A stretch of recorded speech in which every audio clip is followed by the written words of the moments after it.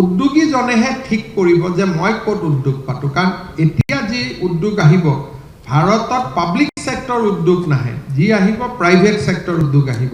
সেইকাৰণে মই ভাবোঁ যে নেক্সট 5 ইয়াৰ্ছত আমি আজিৰ দিনতে এইটো বহুত কম্পিটিশ্যন হয় আজিকালি, এটলিষ্ট 4-5টা নতুন ছেমি কণ্ডাক্টৰে আমাৰ লগত টাচত আছে। কিন্তু আমাৰ লগত টাচত থকা মানে এইটো নহয় যে তেওঁলোকে পশ্চিমবংগৰ লগত টাচত নাই, তেওঁলোকে উৰিষ্যাৰ লগত টাচত নাই, গুজৰাটৰ লগতো টাচত নাই। তেওঁলোকে ঘূৰি থাকে, য'তেই ভাল দেখিব তাতেই যায়। সেইকাৰণে মাজে মাজে অসমত কেতিয়াবা কেতিয়াবা আন্দোলনৰ পৰিৱেশ, ছ'চিয়েল মিডিয়া পোষ্ট এইবিলাকে আমাক বহুত পিছুৱাই লৈ যায়। আজি ধৰক এই মুহূৰ্ততে এটা জাপানৰ কোম্পানী আহিলে, আগত আৰু পিছত কি নাচায়, 4 দিনত যদি তেওঁলোক থকা সময়তে ইয়াত বিপ্লৱ এটা হৈ গ'ল, তাৰমানে উদ্যোগটো উৰিষ্যালৈকে গুচি গ'ল। কাৰণ উৰিষ্যা ইজ এ ষ্টেট য'ত ক'তো আন্দোলন নহয়।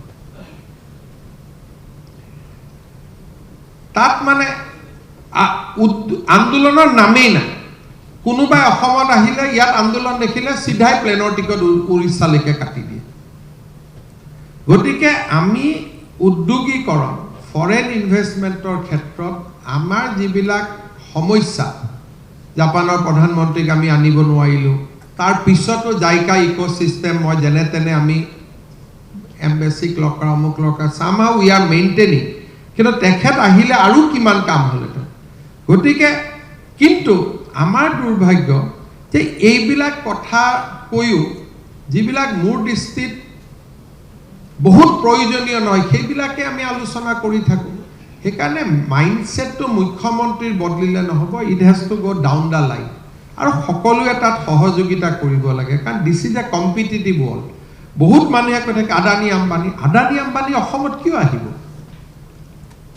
মইতো বিচাৰোঁ তেওঁলোক আহক, কাৰণ এজন আদানী আহিলে, এজন আম্বানী আহিলে 1 লাখ কোটি টকা, তাৰমানে মিনিমাম 40,000 এমপ্লয়। আপোনালোকে যদি আদানী আম্বানীৰ বিৰুদ্ধে লিখি থাকে তেওঁ কিয় আহিব? কিন্তু উৰিষ্যাৰ পেপাৰত কোনেও নিলিখে। আপোনালোকে উৰিষ্যাত যাব, কোনেও নিলিখে। এইকেইদিন পশ্চিমবংগত আদানীয়ে এখন হস্পিটেলত ইনভেষ্ট কৰিব খুজিছে, তাৰ কাৰণে গোটেই ৰাজ্যখন উৎসাহিত হৈ আছে।